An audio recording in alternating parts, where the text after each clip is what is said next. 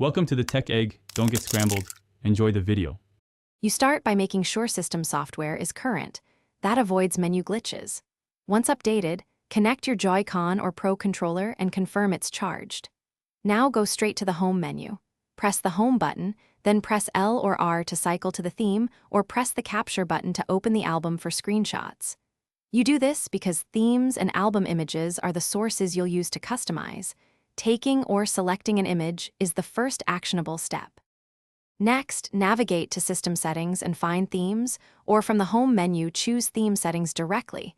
This is where you pick what appears behind icons. Once there, select Pre-installed Themes, choose an image from album, or pick a custom image you've prepared. Make sure to adjust icon layout and folder order so everything remains readable over the new background. After previewing, confirm Apply. The system will replace the background while keeping your icons and folders intact, so you can immediately check contrast and visibility.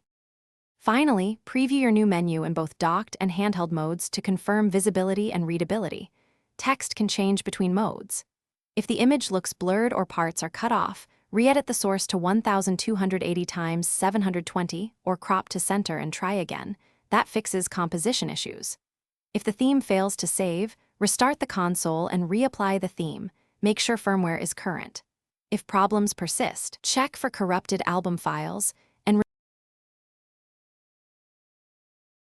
Thanks for watching. Consider subscribing if I helped unscramble your problems.